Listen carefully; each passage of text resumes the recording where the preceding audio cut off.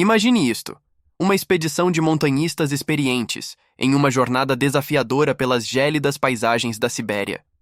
Jovens, cheios de vida, com diários repletos de risadas e fotos de camaradagem. Então, uma única noite na Montanha da Morte, onde o impensável acontece. Suas tendas são rasgadas por dentro.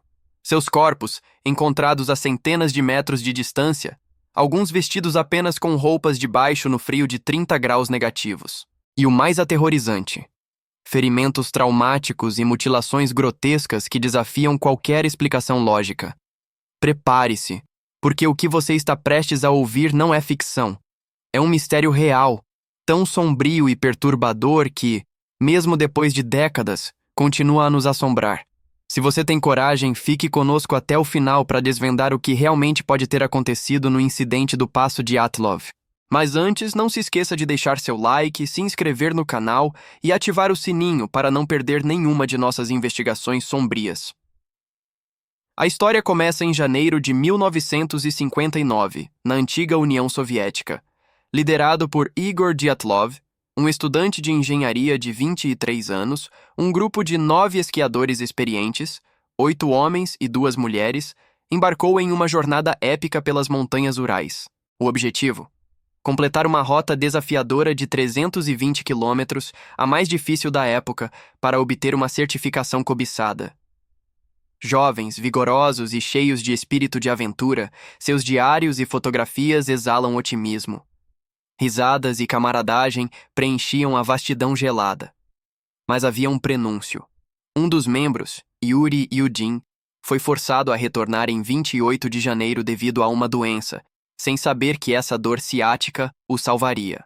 Os 9 restantes seguiram em frente, rumo a um lugar conhecido pelos locais Mansi como Kholat-Syakhl, a Montanha da Morte.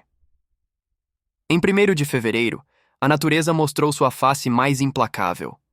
Uma nevasca violenta e ventos cortantes forçaram o grupo a montar acampamento mais cedo, em uma encosta levemente inclinada da Montanha da Morte. Eles fizeram um corte na neve para nivelar o terreno, instalando sua grande barraca. As últimas fotos, tiradas por volta das 17 horas, mostram o grupo preparando o jantar, despreocupados, como se fosse apenas mais uma noite no inverno siberiano. As últimas entradas nos diários falam de preparativos. E então, o silêncio. Um silêncio que mais tarde se revelaria ensurdecedor, preenchido apenas pelo uivo do vento e talvez por gritos de pavor que ninguém jamais ouviria. O que aconteceu na madrugada de 2 de fevereiro permanece um dos enigmas mais sombrios da história. Quando o grupo não enviou o telegrama de retorno esperado em 12 de fevereiro, o alarme soou. Equipes de busca foram enviadas para as vastas e implacáveis montanhas Urais. Em 26 de fevereiro, a descoberta: a barraca. Parcialmente enterrada na neve, estava rasgada de dentro para fora. Como se uma força indescritível tivesse obrigado seus ocupantes a fugir às pressas para o frio mortal. Dentro, todos os pertences essenciais foram abandonados: botas, agasalhos pesados, equipamentos. O terror era palpável.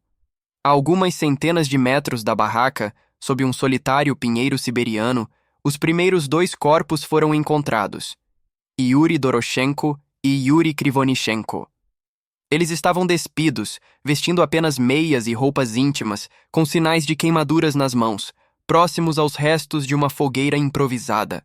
O que poderia ter levado esquiadores experientes a fugir de sua única proteção para o frio de 30 graus negativos, quase nus, e tentar acender uma fogueira desesperadamente? A cerca de 300, 480 e 630 metros do pinheiro, mais corpos foram encontrados: Igor Dyatlov, Zinaida Kolmogorova e Rustem Slobodin, em posições que sugeriam um retorno desesperado à barraca. Todos os 5 morreram de hipotermia, mas havia anomalias. Slobodin tinha uma pequena fratura no crânio e Kolmogorova, hematomas. A autópsia revelou o desnudamento paradoxal. Mas o verdadeiro horror se revelaria em 4 de maio, quando o degelo expôs os 4 corpos restantes em uma ravina, sob cerca de 4 metros de neve. Lyudmila Dubinina, Semyon Zolotaryov, Alexander Kolevatov e Nikolai Thibault-Brignol. As lesões nesses corpos eram chocantes e inexplicáveis. Thibault-Brignol tinha grandes danos no crânio. Zolotaryov e Dubinina apresentavam fraturas gravíssimas no peito, comparáveis ao impacto de um acidente de carro, sem feridas externas correspondentes. E o mais grotesco, Dubinina tinha a língua, os olhos, parte dos lábios e tecido facial faltando. Zolotaryov e Kolevatov também estavam com os olhos e sobrancelhas ausentes. A autópsia de Dubinina sugeriu que ela estava viva quando a língua foi removida, sem explicação, sem testemunhas. Apenas os corpos, as tendas rasgadas e um silêncio aterrador. A investigação soviética, liderada pelo promotor Lev Ivanov, foi encerrada em maio de 1959. A conclusão oficial: morte por uma força natural irresistível. Uma resposta vaga, insatisfatória e que rapidamente gerou suspeitas de encobrimento. Por que o acesso à região foi bloqueado por 3 anos? Por que surgiram relatos de traços de radiação nas roupas de algumas vítimas? E o mais inquietante, por que outros grupos de esquiadores e militares na região relataram ter visto esferas alaranjadas no céu na mesma noite fatídica? Embora a radiação pudesse ter uma explicação, essas perguntas persistiam, alimentando teorias que desafiavam o natural. Ao longo das décadas, o incidente do Passo Dyatlov se tornou um terreno fértil para o terror do desconhecido. De ataques de Yeti a abduções alienígenas, de testes militares secretos a conspirações governamentais, a mente humana busca explicações. Em 2019, o governo russo reabriu o caso e, em 2020, apresentou uma nova conclusão: hipotermia combinada com uma avalanche de placa e baixa visibilidade.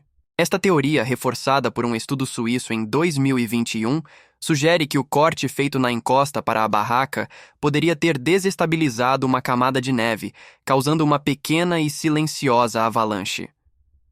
Os ferimentos traumáticos seriam consistentes com o impacto da neve e quedas no pânico. A fuga sem roupas, uma consequência da hipotermia e desorientação. Parece plausível, certo? Mas não é tão simples. A teoria da avalanche enfrenta ceticismo. A inclinação do terreno não era favorável a avalanches, e a ausência de seus sinais semanas depois é um ponto crucial. Além disso, a natureza bizarra de algumas mutilações, como a língua e os olhos ausentes, continua sendo um ponto de discórdia que a avalanche não explica. Outra teoria fascinante, sugerida por Donny Eicher, propõe que ventos catabáticos incomuns poderiam ter criado um vórtice acústico, gerando infrassons. Essas ondas sonoras de baixa frequência, inaudíveis, são conhecidas por induzir pânico, náuseas e desorientação extrema em seres humanos. Imagine-se em uma montanha congelada, seu corpo reagindo a um terror que sua mente não consegue identificar, forçando-o a fugir cegamente para o desconhecido.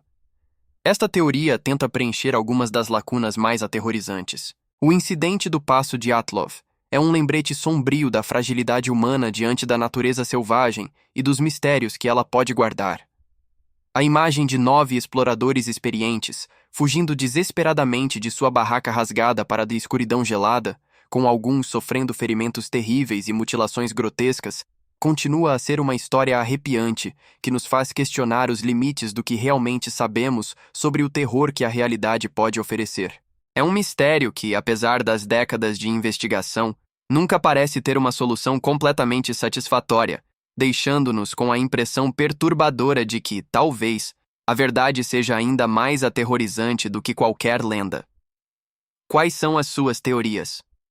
Deixe-nos saber nos comentários abaixo e compartilhe este vídeo com alguém que adora um bom mistério de terror.